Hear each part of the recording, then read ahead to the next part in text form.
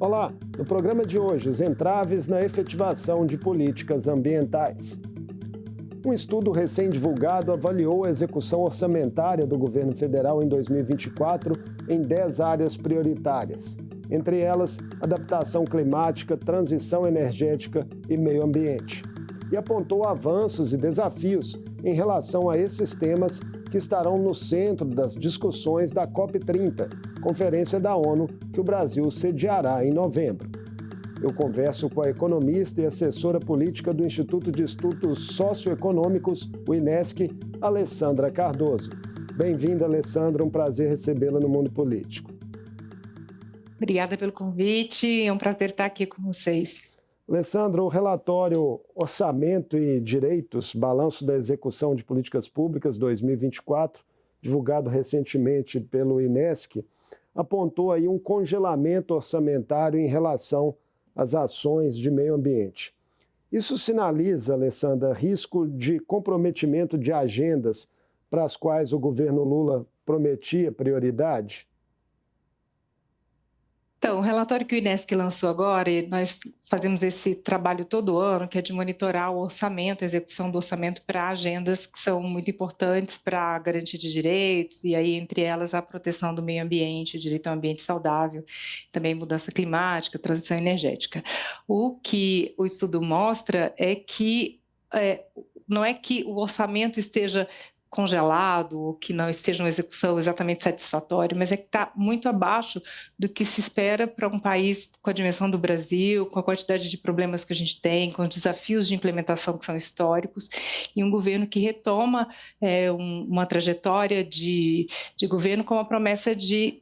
colocar a agenda de meio ambiente em outro patamar de prioridade política, e obviamente isso deve se refletir também, não somente, mas também no orçamento público. Então, do ponto de vista do orçamento, quando a gente olha os dados, o que a gente mostra é que esse patamar não é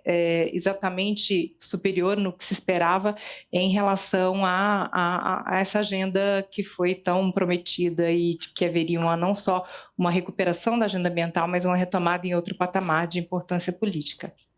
Muitos especialistas apontavam, de fato, um quadro de destruição de políticas ambientais no governo anterior de Jair Bolsonaro. Há avanços notáveis na gestão Lula 3, Alessandra. O que seria possível destacar? Eu acho que o primeiro a se destacar é que realmente há um empenho do governo de retomar uma política ambiental depois de 4 anos de destruição, e a gente viu o tamanho dessa destruição, né? Não é só do ponto de vista orçamentário que houve essa destruição, a quantidade de atos normativos, infralegais, destruição das capacidades institucionais, das estruturas que respondem e que são fundamentais para que essas políticas sejam executadas. Então, quando a gente olha desse ponto de vista, do compromisso do governo de retomar a agenda e a política ambiental, a gente vê de fato que é louvável e tem avanços que são importantes. Por exemplo, quando a gente olha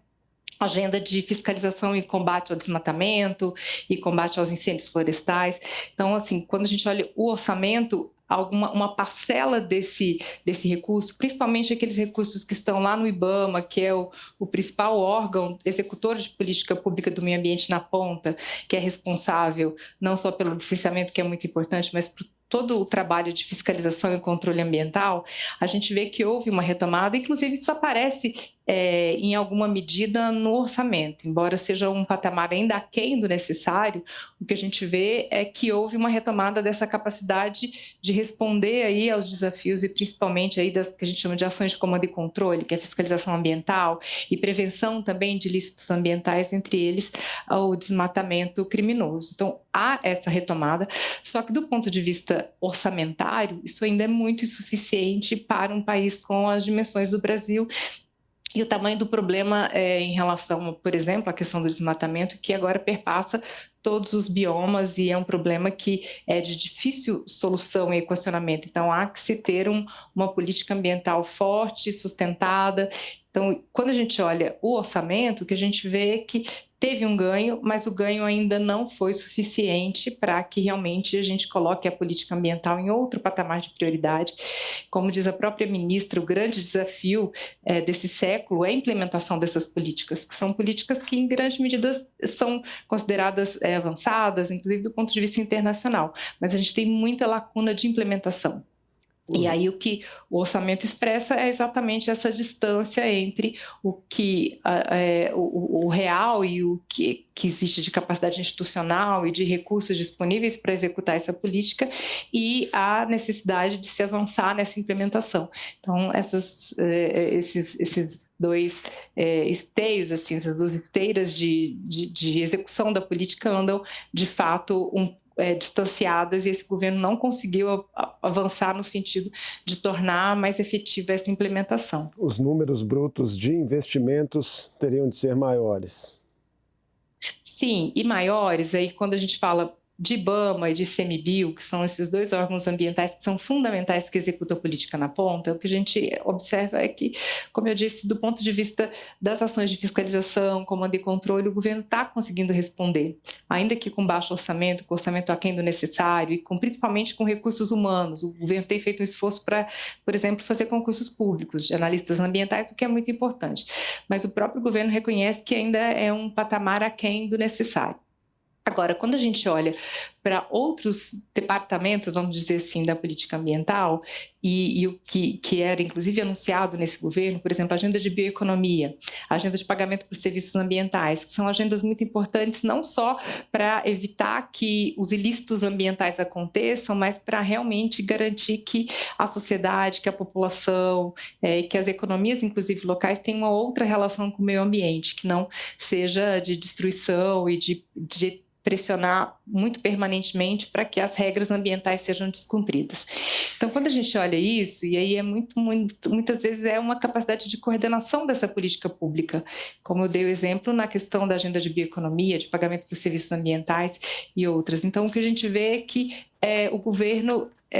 ele ainda tem uma dificuldade de colocar essa agenda num patamar de prioridade e de decisão política que realmente possa fazer uma diferença significativa, por exemplo, no contexto do debate climático global, da COP30. Então, há esse distanciamento entre a expectativa que se tem e a realidade que é mostrada pelo estudo do INESC, principalmente quando a gente olha a dimensão do orçamento público. O relatório do INESC também traz, Alessandra, alguns apontamentos específicos sobre fundos, né, dessa área. Eu queria explorar um pouquinho isso, né, primeiramente em relação ao FNMA, né, que é o mais antigo fundo ambiental da América Latina, esse fundo brasileiro. O que chama a atenção?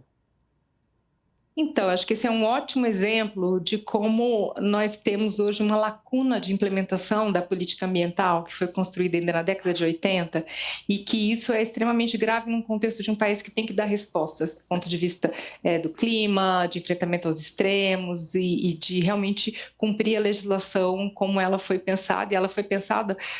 num contexto, inclusive, que se pensava como é que se distribuiria essa responsabilidade compartilhada pelo meio ambiente entre governo federal, estados e municípios. Então, foi construída uma política nacional de meio ambiente. O CONAMA, que é fundamental, ele vem desse processo de construção dessa política nacional. E junto com esse processo de construção da política nacional, foi construído um fundo, que é o Fundo Nacional de Meio Ambiente. E ele foi pensado, no final da década de 80, exatamente como um instrumento que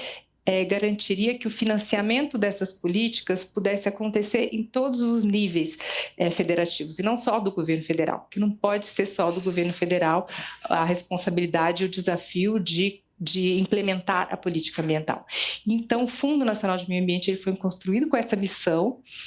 que é uma missão nós consideramos muito essencial, porque não há como não conseguiríamos ter uma política ambiental nacional sem que essa questão da responsabilidade seja compartilhada e também do financiamento seja compartilhado entre todos os entes. Acontece que esse fundo, ele sempre foi muito pequeno, perto do tamanho do desafio que ele tem do ponto de vista de instrumento de financiamento,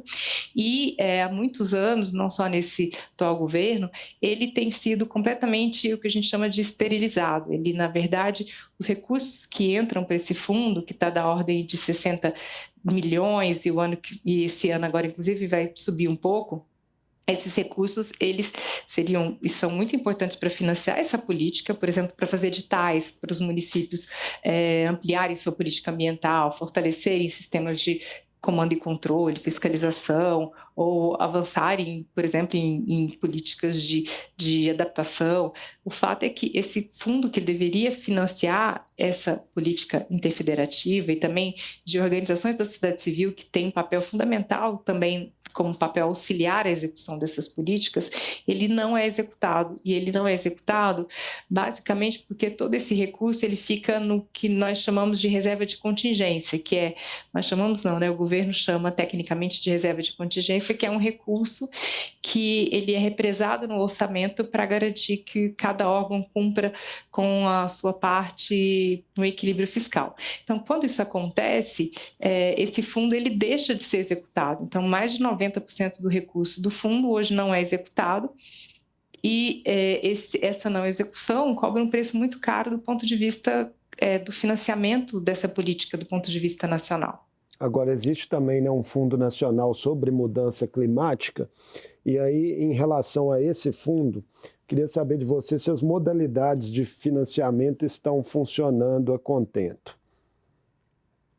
Então, é até interessante porque são esses dois principais fundos que a gente conhece, né? O Fundo Nacional de Meio Ambiente, esse antigo que tem 60, 70 milhões todo ano e que não é executado por isso, porque não é prioridade do governo fazer com que ele funcione como instrumento, isso é um problema. E do outro lado a gente tem um fundo, que é um Fundo Clima, que foi criado em 2009, inclusive foi uma promessa e um anúncio que o Lula fez em uma das COPs, e que esse fundo seria um fundo alimentado basicamente pela renda do petróleo, e esse fundo, ele teria o papel de financiar a política climática, que inclusive naquela época, em 2009, já se apontava a essa insuficiência de recursos que hoje é muito mais grave e dramática em função dos extremos climáticos. E esse fundo, ele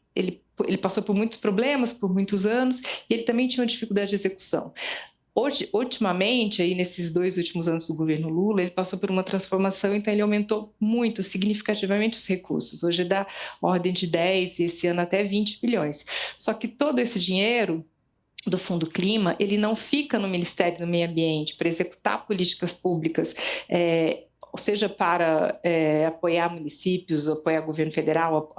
governos estaduais, ou apoiar uma política nacional. Toda parte, aí mais de 99%, vai para o BNDES, para que o BNDES empreste esse recurso com uma taxa de juro que é mais atraente, que é menor, mas, enfim, empreste esse recurso, seja para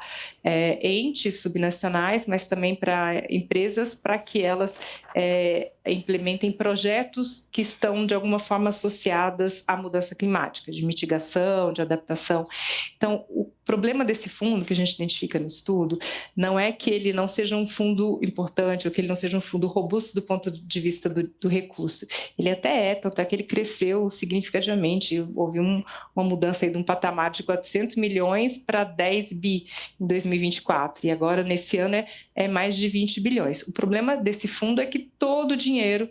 exatamente, praticamente mais de 99% do dinheiro, ele fica ele é transferido ao BNDES para que o BNDES empreste esses recursos para políticas e projetos que são importantes. Mas o nosso ponto, e que o Inesc trouxe nessa análise, é que isso não é o suficiente, porque é importante que a gente tenha um Fundo Clima também com capacidade de financiar por dentro, via orçamento público, por parte do Ministério do Meio Ambiente, políticas e programas e ações que não vão poder ser financiadas com uma dimensão de endividamento, de uma dimensão de estruturação de grandes projetos, como é esse modus operandi do BNDES, que segue uma outra trajetória. São projetos da ordem, inclusive, de 500 milhões, são projetos grandes, são projetos que precisam de uma superestrutura para que eles possam ter viabilidade técnica e serem robustos o suficiente para que o BNDES os financie. Então, assim, não é um pequeno projeto de um município que muito dificilmente vai ser financiado via BNDES. Por isso que a gente diz o Fundo Clima, ele passou por processo de transformação, mas esses processos priorizaram radicalmente esses recursos reembolsáveis por meio do BNDES, e o Ministério do Meio Ambiente fica completamente sem recursos para financiar suas políticas. Entre as recomendações gerais do relatório do INESC, Alessandra, estão a revisão do arcabouço fiscal, criação de fontes permanentes para políticas redistributivas e o aumento da transparência nas emendas parlamentares. Em relação a esse último ponto, as emendas, como que esse atual modelo impacta a qualidade da execução, por exemplo, na área de meio ambiente? A questão das emendas é extremamente complexa. Do ponto de vista, acho que a primeira lente aí é dizer o seguinte: meio ambiente, por uma questão que a gente diz assim, meio ambiente não dá voto, uma política difusa. O meio ambiente nunca foi uma agenda, uma pauta que foi alvo prioritário de emendas, quer seja de emendas individuais, de bancada, de comissão. Então, sempre houve na perspectiva da agenda de meio ambiente, um baixo interesse dos parlamentares em colocar recursos para essa agenda, o que é ruim. Quando essas emendas elas passam a ser ampliadas, a gente passa aí para casa dos 40, 50 bilhões ano, esse problema permanece. Então, quando a gente olha as emendas no meio ambiente, é muito baixo perto de um universo que se expandiu muito de recursos para emendas, e aí principalmente emendas parlamentares e também emendas de bancada. E aí, assim, a questão que a gente tem colocado isso é um problema do ponto de vista do meio ambiente, porque a política de meio ambiente ela é uma política e o meio ambiente é um direito difuso, então há que se ter uma visão prioritária a partir dos gargalos da política ambiental. Então, assim, a fiscalização ela tem que ir para todos os biomas,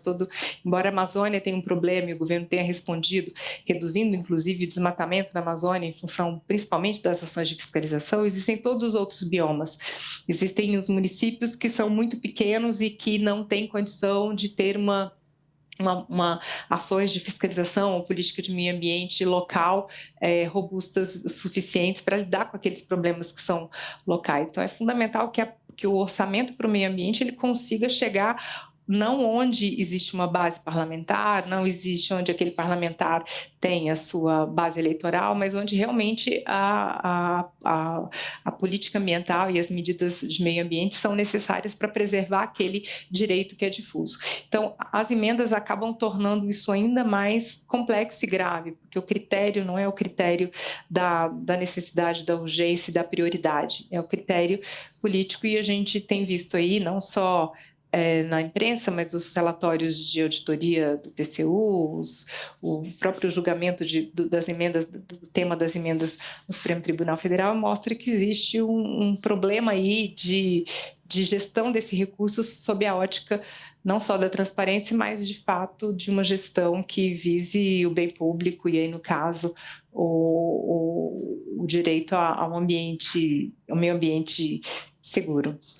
Alessandra, em meio a esse contexto de dificuldades aí que a gente vem tratando na nossa conversa, você acredita que a COP30, programada para novembro no Brasil, possa ser de fato um ponto de inflexão na luta contra as mudanças climáticas, tanto no Brasil quanto na cena global? É o que todos nós esperamos fortemente. Assim, tem desafios que a gente tem dito aqui no INESC, assim, os desafios são globais, porque assim, o que a gente espera é que o governo atual seja capaz de liderar na COP30 um debate de alto nível sobre como superar os desafios, seja do ponto de vista de financiamento, seja do ponto de vista da transição para longe dos combustíveis fósseis, seja do ponto de vista da política de adaptação, de perdas e danos, que são políticas cada vez que vão ter uma importância mais evidente em função dos extremos climáticos. Então, o desafio é muito grande. A questão é que esse desafio ele tem que ser enfrentado do ponto de vista global, porque isso passa, de fato, por acordos internacionais, e a gente vê o quanto esses acordos e essas tensões políticas, geopolíticas envolvendo o clima, elas estão permeadas por grupos de interesse, por poderes corporativos e por dificuldade de se chegar a consensos para que a gente possa avançar, e tem a dimensão do ponto de vista doméstico. Então, assim, é fundamental que o governo Lula e o Brasil, que vai sediar a COP, lidere pelo exemplo, e liderar pelo exemplo significa realmente ter uma política de adaptação estruturada, como está caminhando, né, na construção do plano clima, mitigação, plano clima adaptação, que traga a dimensão do financiamento, que é um tema que o INESC trabalha muito profundamente. Então, não adianta ter grandes planos com textos importantes e, inclusive, alguns até poéticos, sendo que não tem a contrapartida do ponto de vista do financiamento, doméstico também e global. Doméstico está ao nosso alcance conseguir, porque realmente são decisões políticas de realmente tornar o orçamento para o meio ambiente, para clima, para adaptação, prioridade na agenda do governo federal. Por exemplo, voltando ao tema do Fundo Nacional de Meio Ambiente, tirando esse recurso do Fundo de Meio Ambiente, que é tão importante, que inclusive ele vem de multas do IBAMA, o que alimenta esse fundo basicamente são as multas do IBAMA, e realmente tornando ele um fundo efetivo e funcional. Então, essas decisões que é o que a gente chama da ordem da decisão, é uma decisão política doméstica, de não sacrificar o meio ambiente num contexto de ajuste fiscal, de não considerar, por exemplo, a agenda de meio ambiente uma agenda importante do ponto de vista de prioridade do governo federal. E, nesse sentido, inclusive, o que a gente tem discutido e aí traz no estudo, a necessidade de buscar mudanças no arcabouço fiscal para que o meio ambiente e clima não sejam contabilizados naquela conta, porque nós precisamos ter capacidade de financiamento de uma agenda que é uma agenda cada vez mais que vai exigir capacidade de resposta, não só aos desastres, mas fundamentalmente e principalmente de ações preventivas para que esses desastres e esses extremos climáticos não aconteçam trazendo tantos prejuízos ambientais, humanos, sociais e econômicos. O que eles vão acontecer? A gente sabe que nós estamos em uma trajetória de aquecimento global, de extremos climáticos, e que enchentes e queimadas de grandes proporções vão fazer parte de um cenário que já deve ser previsto, e nesse sentido já deve haver ações preventivas do ponto de vista da política pública, do orçamento, para dar conta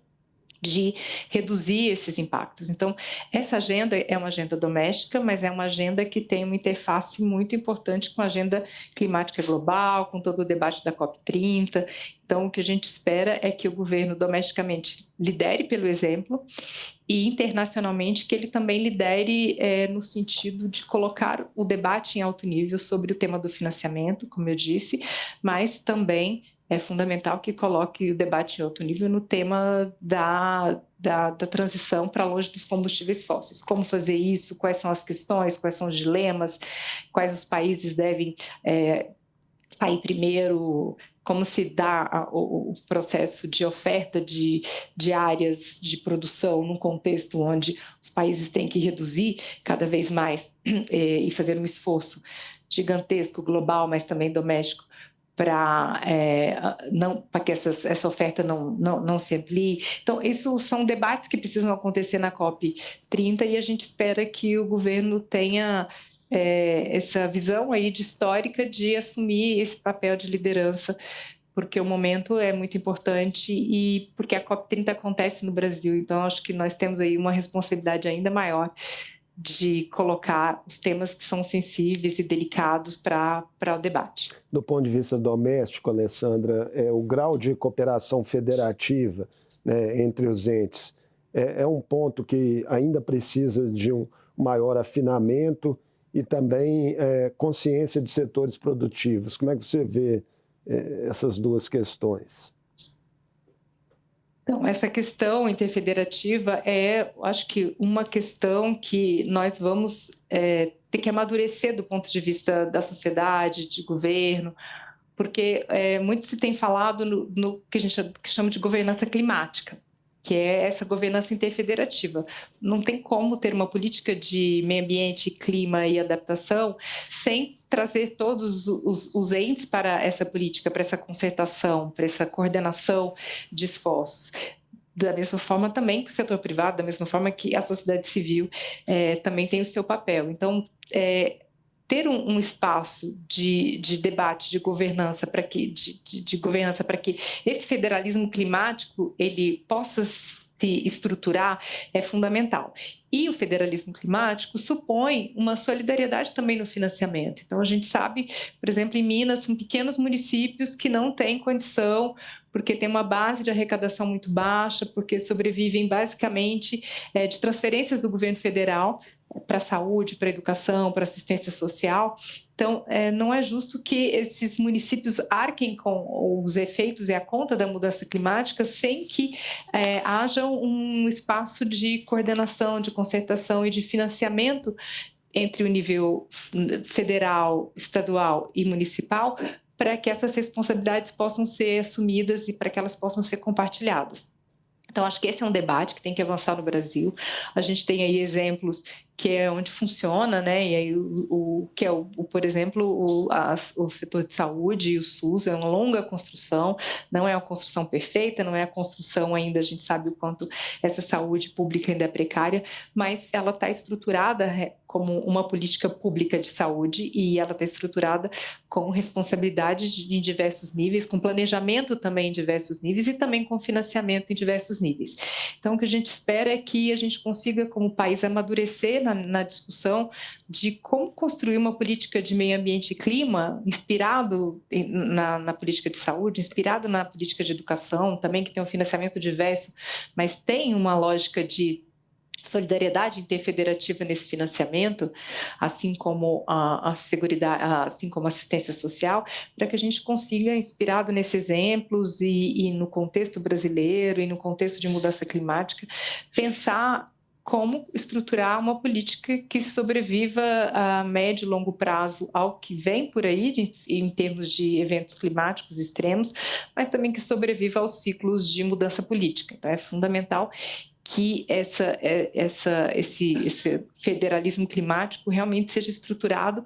com um financiamento robusto, que garanta um fluxo financeiro de financiamento entre os vários entes, que dê conta de servir como um instrumento que favoreça essa implementação. Alessandra, nosso tempo está acabando, mas bem rapidamente, só para a gente encerrar, queria a sua opinião sobre se a saída anunciada, né, dos Estados Unidos do Acordo de Paris, que se tornará efetiva a partir do ano que vem, é um complicador grave assim, para o cenário internacional. Com certeza, seguramente é um complicador. A gente está vivendo um contexto político, geopolítico global, tanto no clima como no petróleo, que é extremamente difícil, desafiador. É evidente que eu acho que os esforços para costurar um acordo com os países que são partes da Convenção das Partes do Clima é fundamental, é ainda mais fundamental. Coloca o desafio de como fazer essa política climática funcionar, dar certo, ser robusta, dar conta de conduzir os países e o planeta a uma emissão que não ultrapasse 1,5. Então, é um desafio que é o grande desafio que nós temos pela frente, inclusive para a sobrevivência não só da humanidade, mas de todo o planeta e de todo o meio ambiente e da vida no planeta de uma forma mais ampla. Então, aumenta o desafio e aumenta, como a gente estava dizendo, a responsabilidade da COP30 e do atual governo de liderar essa construção para que a gente consiga resolver os grandes gargalos do processo de construção, que a gente sabe que é uma construção muito difícil, que é uma construção que envolve muitos interesses, mas que são pilares fundamentais dessa construção que precisam avançar. Um deles é o do financiamento. Como vai vir esse financiamento, porque os países que historicamente mais emitiram, eles têm uma responsabilidade histórica de aportar recursos. É muito importante que esses recursos eles não sejam eminentemente ou somente recursos privados. É importante, é fundamental que tenham recursos públicos, porque o recurso privado ele não vem de graça, ele tem um custo, ele tem uma trajetória que pode até vir a resolver questões de descarbonização da economia, algumas questões setoriais, por exemplo, na agenda de transição energética, mas eles não vão ser de longe suficientes e capazes de aportar recursos para políticas públicas que têm que ser conduzidas por meio do orçamento público, com transparência, com controle social e com um debate do ponto de vista de como a gente enfrenta os desafios que são domésticos, mas que também são cada vez mais globais. Muitíssimo obrigado por essa conversa conosco no Mundo Político, Alessandra. Eu que agradeço o convite. Eu conversei com Alessandra Cardoso, economista e assessora política do Instituto de Estudos Socioeconômicos, o INESC. Falamos sobre os resultados de um estudo da organização sobre a execução orçamentária do governo federal, com destaque para as políticas ambientais e os desafios mais latentes nessa área. O Mundo Político fica por aqui. Obrigado por nos acompanhar e até o próximo programa.